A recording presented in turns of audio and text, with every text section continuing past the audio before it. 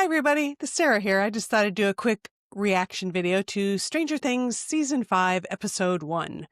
And I think overall it's a pretty solid episode. I think it does a good job of setting some things up and touching base with everybody so we can kind of see where the town is at, where all the characters we know are at. I think it does a real good job of that.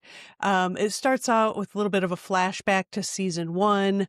We see how Will got captured by Vecna in the Upside Down, and he did something to him. We see that he has a tentacle put down his throat and all this smoke or whatever it is, the essence of the Upside Down or Vecna or whatever it is kind of gets infused to him, which creates a connection between the Upside Down, Vecna, and Will. And we'll see more, I think, how that plays out as the season goes on.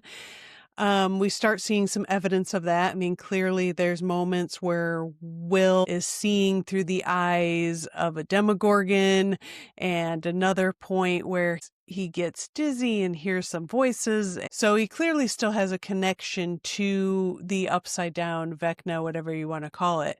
We do check in where like Mike, Will, Dustin, and Lucas are all still in high school. They're all just kind of trying to keep a low profile and do their thing, except Dustin. Dustin kind of has some issues. I think he's got some PTSD over what happened with Eddie. He's holding a torch for the Hellfire Club, and there's a group of jocks at school that feel the Hellfire Club was just a bunch of Satanists, where it was just a D&D club, but these guys thought it was a satanic cult thing going on, and so they're very anti-Hellfire Club. They don't want anything to do with it. But Dustin, wears his Hellfire Club t-shirt, and he's getting picked on and bullied and beat up even for kind of holding the torch for Eddie in the Hellfire Club. But I think he has some other issues going on with trying to accept his death or deal with his death, or maybe he had some survivor's guilt about it. Not really sure. Hopefully later on in the season, maybe we'll get a little more of that, but I think they do a fairly good job of kind of showing, I think that's what's going on.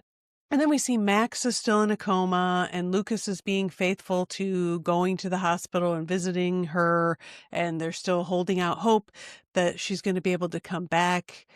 Then we check in with the older kids, Nancy, Robin, Steve, Jonathan, and Steve and Robin are working at the local radio station. Robin is a local DJ, and she's using the radio station not only as a form of employment or something to do while they're all trapped in this town, which that's another thing I'll get to in a minute, but Robin's using her job as a DJ for the radio station to be able to send out coded messages to the team.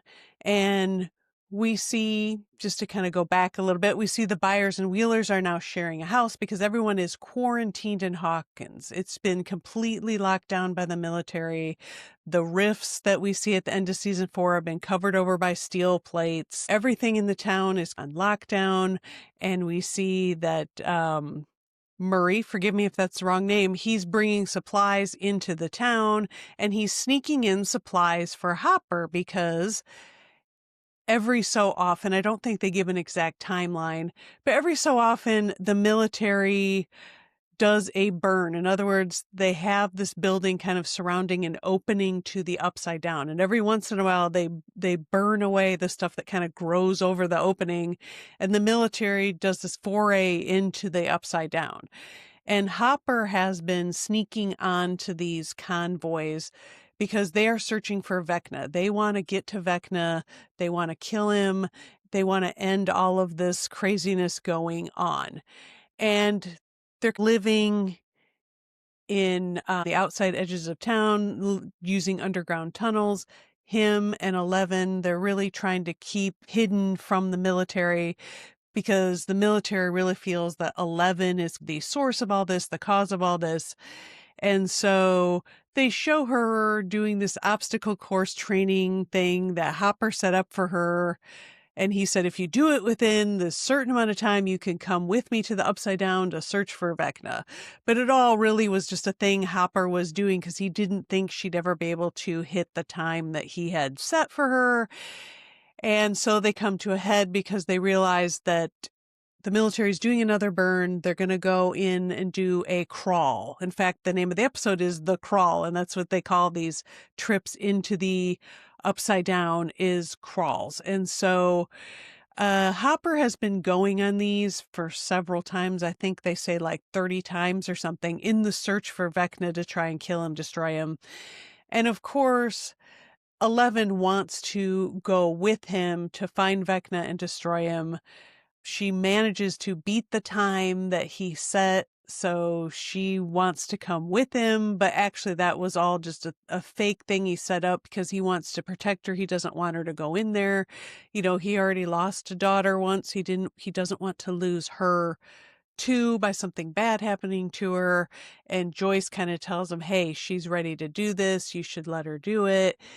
And Hopper sneaks onto the truck. He goes into the upside down.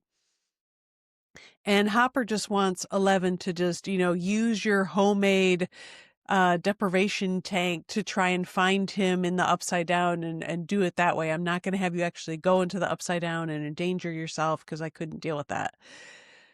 So anyway, she gets sidelined from that. And so Hopper manages to sneak in with the help of Lucas and Mike to sneak into the truck in the convoy and get into the upside down, where they get attacked by a Demogorgon, and Will has a fit and he sees through the eyes of the Demogorgon to see that it's headed to the Wheeler house, to attack the Wheeler house. So he comes to, tells them that they're racing over to the Wheeler house, but then we cut to the Wheeler's house and we see that Holly, who has an imaginary friend, which I think is going to turn out to be interesting in later episodes.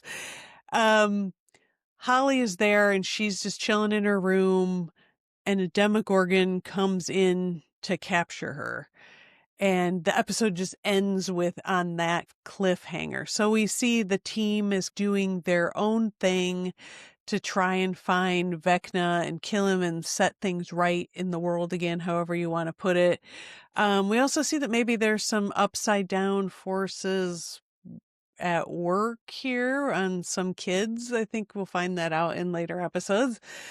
But anyway, like I said, I think the episode towards the end, we start getting some action of going into the upside down and all, but I think it does a very good job of just resetting like where everybody is at and what's going on. And it does end with a good cliffhanger with a Demogorgon coming from the upside down into the Wheeler house. It's very scary. It's very creepy. I think it's a good episode, and hopefully over the next few days, I will get some more reaction videos out for episodes 2, 3, and 4. I'll see you around then.